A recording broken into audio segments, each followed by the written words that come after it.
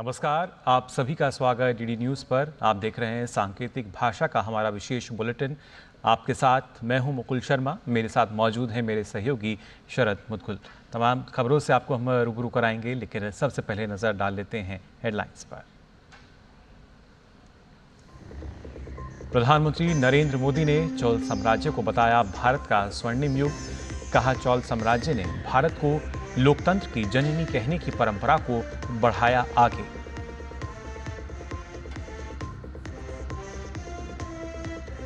तमिलनाडु में आदि तिरुवथिरई महोत्सव में शामिल हुए प्रधानमंत्री। सांस्कृतिक प्रस्तुतियों का किया अवलोकन। गंगई कोंडा चोलपुरम मंदिर और दुर्गा मंदिर में की पूजा अर्चना।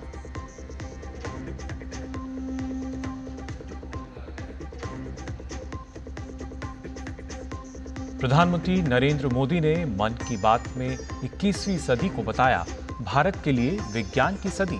कहा, अंतरिक्ष विज्ञान और खेल के क्षेत्र में मिल रही उपलब्धियां देश के लिए गौरव की बात।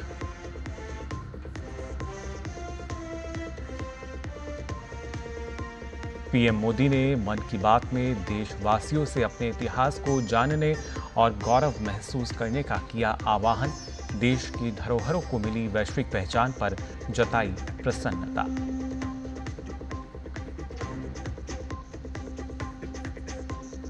और हरिद्वार के मनसा देवी मंदिर में पैदल मार्ग पर मची भगदड़। तार टूटने के कारण करंट फैलने की खबर से 6 लोगों की हुई मौत। राष्ट्रपति ने जताया दुख।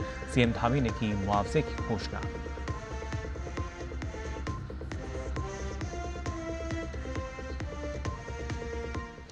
और आइए अब खबरें बताते हैं आपको विस्तार से।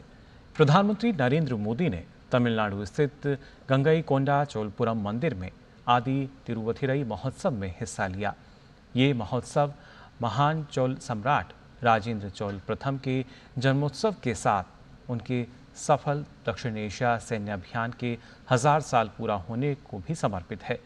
राजेंद्र चोल प्रथम भारतीय इतिहास के सबसे शक्तिशाली और दूरदर्शी शासकों में से एक थे। उनके नेतृत्व में चोल साम्राज्य ने उत्तर भारत और दक्षिण पूर्व एशिया में अपना प्रभाव बढ़ाया।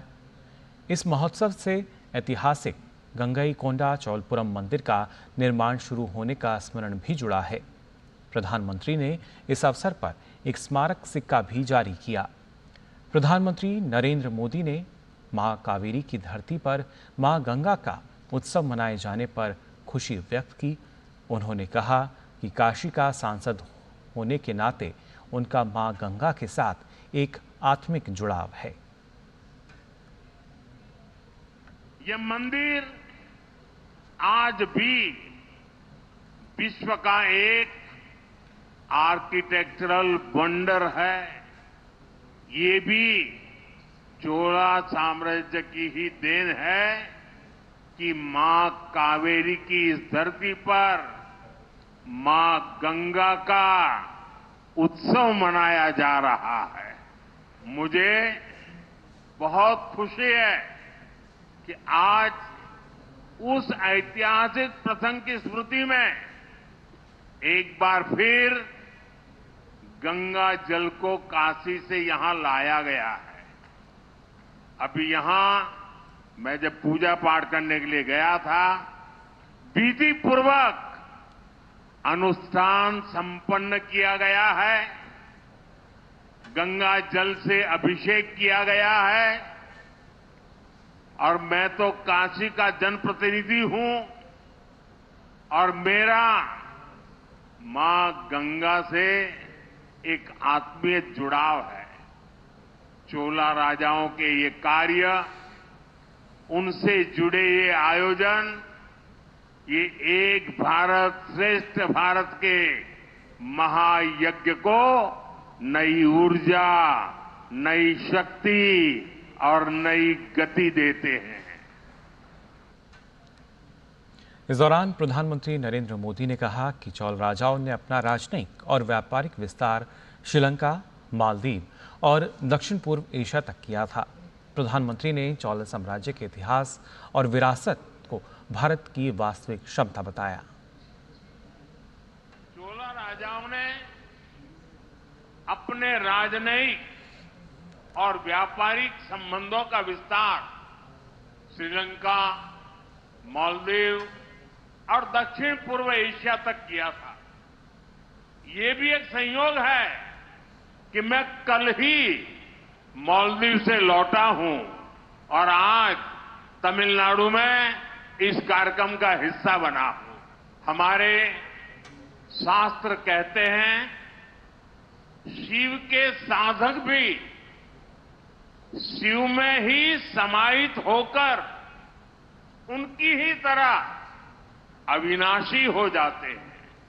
इसलिए शिव की अनन्य भक्ति से जुड़ी भारत की चोला विरासत भी आज अमर हो चुकी है।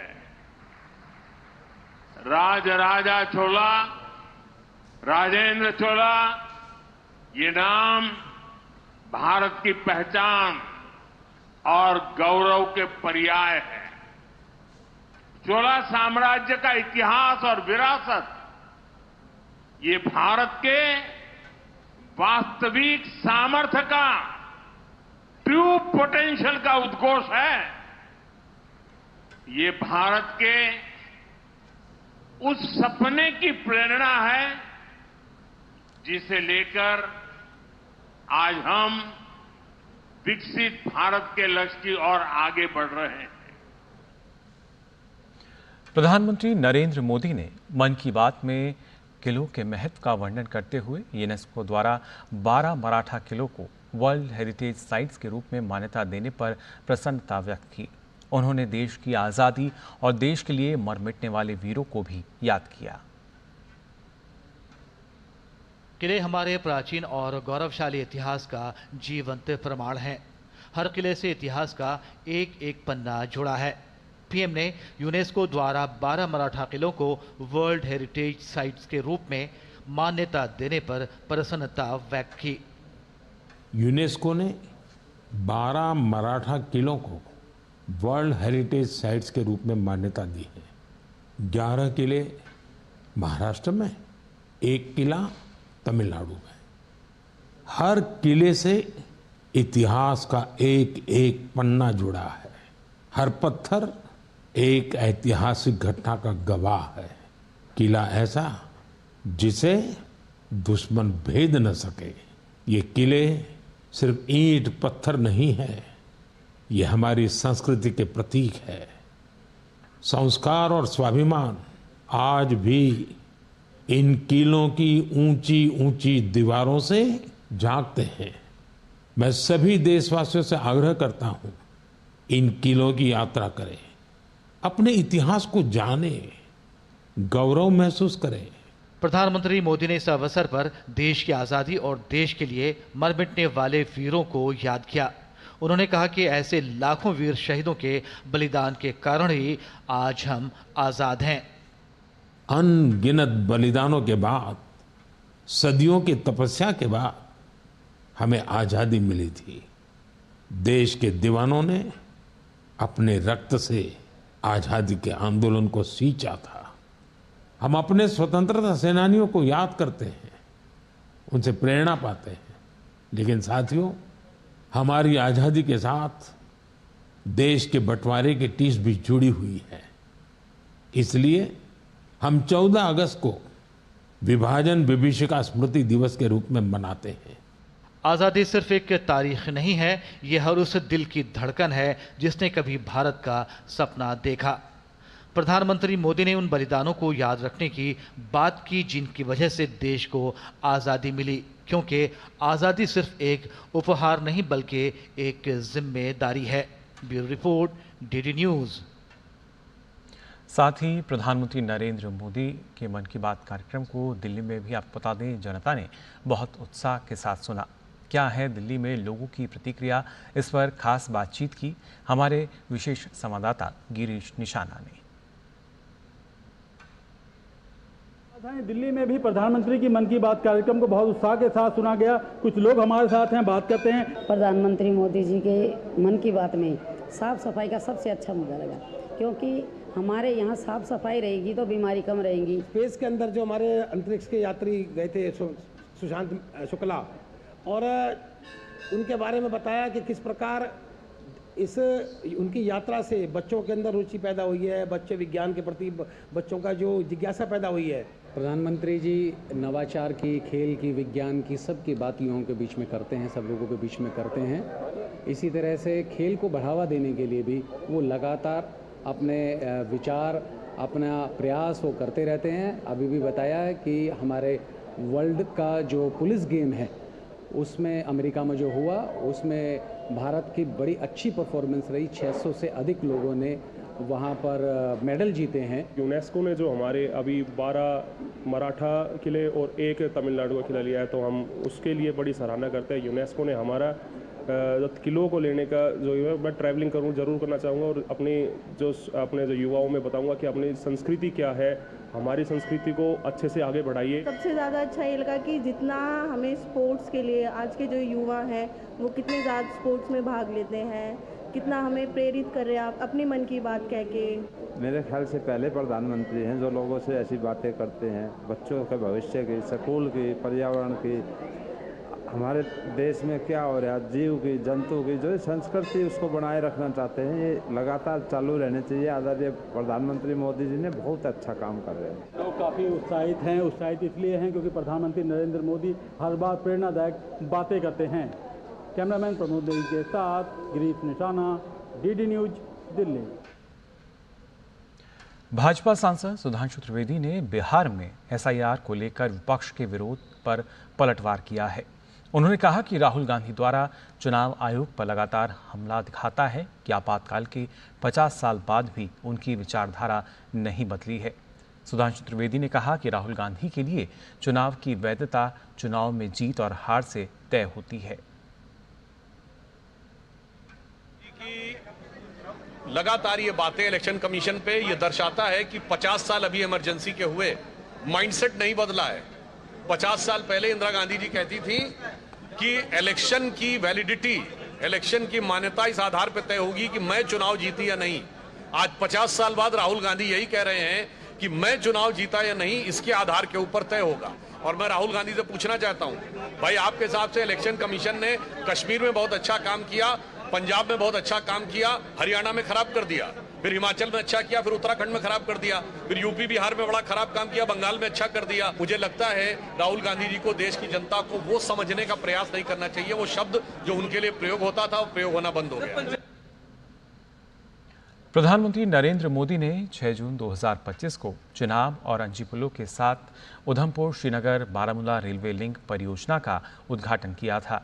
इस परियोजना के शुरू होने से कश्मीर घाटी में रेल पटरियों के रखरखाव की क्षमता में बुनियादी बदलाव आया है। रेलवे लिंक ने कश्मीर घाटी में रेल लाइन के रखरखाव वाली मशीनों की आवाजाही को सक्षम बनाया है। जून 2025 की शुरुआत से एक टेम्पी मशीन तैनात की गई है। ये मशीन रेल पटरियों को उचित प्रकार से एक सीध में रखने और स्थिरता सुनिश्चित करने के लिए पटरियों के नीचे पत्थर के टुकड़े भरती है। इसने अब तक घाटी में लगभग 88 किलोमीटर रेलवे पटरियों के नीचे पत्थर के टुकड़े भरे हैं। हालांकि मार्ग पर 2 गिट्टी सफाई मशीनें यानी BCM भी यहां पर तैनात की गई हैं। गिट्टी पटरियों पर जमा होने वाले पत्थर के टुकड़े हैं। यह रेलवे पटरियों को सहारा प्रदान करती हैं। ये मशीनें मिलकर काम कर रही हैं और लगभग 11.5 किलोमीटर पटरियों की गहराई से स्क्रीनिंग कर चुकी हैं। रेल मंत्री अश्विनी वैष्णव ने जानकारी दी कि उन्नत मेमू रैक अब घाटी में भी चालू हो गया है। एक अन्य मेमू रैक की आर्थिक मरम्मत यानी POH जुलाई 2025 के अंत तक पूरा होने की संभावना है। वहीं चारबाग कारखाने में एक डेमू रैक का POH भी पूरा हो गया है। चारबाग कारखाने में एक और डेमू रैक का POH कार्य जारी है। इसके अगस्त 2025 के मध्य तक पूरा होने की संभावना है। जालंधर शेड में एक और डेमू रैक का नवीकरण किया जा रहा है। इसके जुलाई 2025 के अंत तक चालू होने की संभावना है। कश्मीर घाटी में यात्री सवारी डिब्बों के उन्नयन का कार्य भी जोरों पर है। 31 अगस्त 2025 तक इस कार्य को पूरा कर लेने की बात कही जा रही है। इस समय सीमा के भीतर सभी रैकों को पुनः निर्मित और उन्नत किया जाएगा। और फिलहाल बुलेटिन में हम यहां रुक रहे हैं। एक छोटे से ब्रेक के लिए जल्द हाजिर होते हैं। आप बने रहिए डीडी न्यूज पर।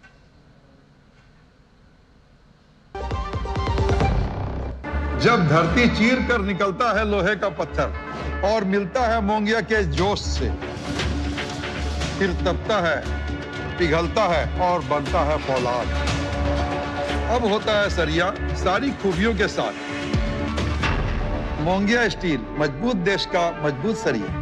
LIC लाया है unit linked insurance plan index plus. जीवन बीमा पाइए और निफ्टी स्टॉक्स के साथ अपने मार्केट रिटर्न्स को तेजी से बढ़ाइए। इस अट्रैक्टिव कॉम्बिनेशन के साथ अपना कल सुरक्षित कीजिए। सिर्फ 2500 रुपए मंथली प्रीमियम से शुरुआत कीजिए। आज ही LICindia.in पर जाएं।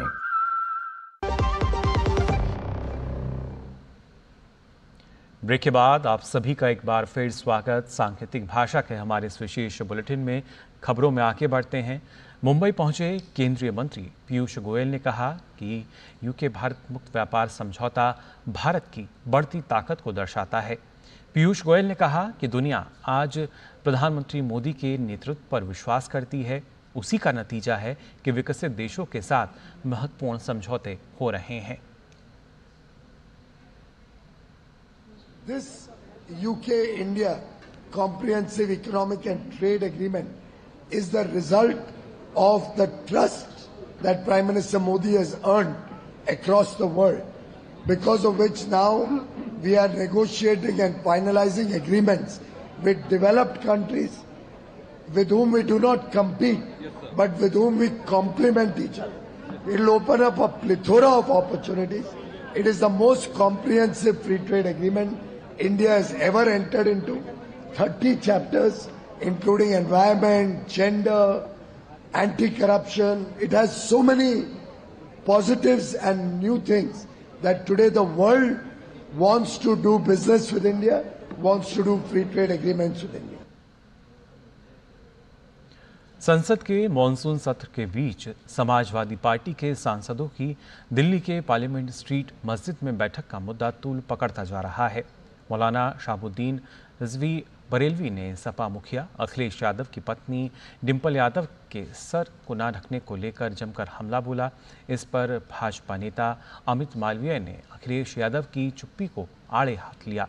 उन्होंने एक्स पर लिखा कि हाल ही में जब अखिलेश यादव की पत्नी और सांसद डिंपल यादव साड़ी पहनकर मस्जिद गईं तो उनके विरुद्ध जिस प्रकार की अमर्यादित भाषा और अपमानजनक उपमाओं का प्रयोग किया गया वह अत्यंत निंदनीय है। यहाँ तक कि अखिलेश यादव के खिलाफ फतवा तक जारी कर दिया गया। लेकिन इस पूरे प्रकरण पर अखिलेश यादव की चुप्पी बहुत कुछ कहती है। जो व्यक्ति वोट बैंक की राजनीति के लिए अपनी पत्नी और परिवार के सम्मान को दांव पर लगा दे वह दूसरों के लिए भला क्या खड़ा होगा। और खबर असम से। असम में कोलाघाट जिले के उरियम घाट स्थित रिंगमा रिजर्व फॉरेस्ट में अवैध रूप से रह रहे घुसपैठियों के खिलाफ बड़ा अभियान जारी है। अधिकारियों ने बताया कि यहां 3000 बीघा से ज्यादा वन भूमि पर अवैध कब्जा किया गया। वन विभाग की जमीन पर सुपारी के पेड़ समेत बागान भी लगा दिए गए हैं। साथ ही जमीन का इस्तेमाल खनन और नशीले पदार्थों सहित कई अवैध गतिविधियों के लिए भी किया जा रहा है। मुख्यमंत्री हिमंता बिस्वा शर्मा खुद अभियान की निगरानी कर रहे हैं। असम के मुख्यमंत्री हिमंता बिस्वा शर्मा ने अपनी सोशल मीडिया पर एक वीडियो पोस्ट कर कहा है कि जनता के आशीर्वाद की वजह से ही असम में घुसपैठियों के खिलाफ एक निर्णायक मुहिम जारी है। हजारों बीघा, हजारों एकड़, हजारों हेक्टेयर जमीन कुछ परिवारों ने कब्जा करके रखे थे। मान लीजिए 1000 परिवार ने कम से कम 10,000 एकड़ कब्जा करके रखे थे। तो अभी धीरे धीरे सब हट रहा है। मेरा लगता है कि अगले 3 दिन में सब खाली हो जाए। ये लोग बिहार से आए, कोई बोले मैं बंगाल से आए, कोई बोले धुबरी से आए, लेकिन कहाँ से आए वो तो पता चलेगा जब इंक्वायरी किया जाएगा। हरिद्वार के मनसा देवी मंदिर में पैदल मार्ग पर आज एक बड़ा हादसा हो गया। मंदिर के पैदल मार्ग पर बिजली का तार टूटने के कारण करंट फैल गया, जिसके कारण भगदड़ मच गई। इस हादसे में अब तक 6 लोगों के मारे जाने की पुष्टि हुई है, जबकि घायल हुए कई लोगों का स्थानीय अस्पताल में इलाज चल रहा है। 5 गंभीर रूप से घायलों को ऋषिकेश एम्स रेफर किया गया है। मुख्यमंत्री पुष्कर सिंह धामी ने हादसे पर दुख जताते हुए मृतकों के परिजनों को 2-2 लाख रुपए के मुआवजे का ऐलान किया। साथ ही घायलों के लिए 50-50 हजार रुपए की सहायता राशि देने की घोषणा की गई है। वहीं हरिद्वार के मनसा देवी मंदिर के मार्ग पर हुई दुर्घटना पर प्रधानमंत्री नरेंद्र मोदी ने दुख जताया है। प्रधानमंत्री कार्यालय ने एक्स पर लिखा है कि उत्तराखंड के हरिद्वार में मनसा देवी मंदिर पर हुई भगदड़ में हुई जान माल की हानि से अत्यंत दुखी हूं। अपनों को खोने वालों के प्रति संवेदना, घायलों के शीघ्र स्वस्थ होने की कामना करता हूं। स्थानीय प्रशासन प्रभावित लोगों की सहायता कर रहा है।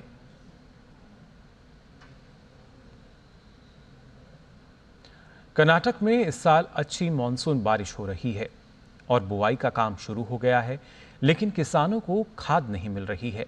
खाद की कमी के चलते किसान सुबह 5 बजे से ही सहकारी समितियों के सामने कतार में खड़े नजर आ रहे हैं। कोपल में बसवेश्वर चौराहे के पास स्थित उत्पादक सहकारी समिति के सामने किसानों को खाद के लिए घंटों इंतजार करना पड़ रहा है। हालात ये हैं कि खाद न मिलने की वजह से किसान मिट्टी खाकर अपना गुस्सा जता रहे हैं। कलबुर्गी में भी ऐसे ही हालात नजर आ रहे हैं। कलबुर्गी में भी खाद और बुआई के बीच की कमी नजर आई और जहां मिल भी रहा है वहां दोगुनी कीमत वसूली जा रही है। विपक्षी पार्टियों ने खाद की कमी पर राज्य सरकार को घेरा है। राज्य भाजपा अध्यक्ष BY विजयेंद्र ने राज्यव्यापी विरोध प्रदर्शन की घोषणा की है। भाजपा ने खाद की कमी और किसानों को प्रभावित करने वाले अन्य मुद्दों पर विरोध की घोषणा की है। भाजपा के प्रदेश महासचिव P राजीव ने इस मुद्दे पर प्रतिक्रिया व्यक्त करते हुए राज्य सरकार पर यूरिया उर्वरक की आपूर्ति में कमी का आरोप लगाया है। उन्होंने कहा कि सरकार की लापरवाही के कारण किसानों को भारी परेशानियों का सामना करना पड़ रहा है। Agriculture comes under state list in Indian Constitution. The state government, it is the bounded duty to provide sufficient seeds and fertilizers to farmers. This government, in spite of receiving the weather report from weather broadcast, weather scientists, the Karnataka government ignored what the precautionary measures they're supposed to have taken. They have neglected. That's why the farmers are facing a lot of problem.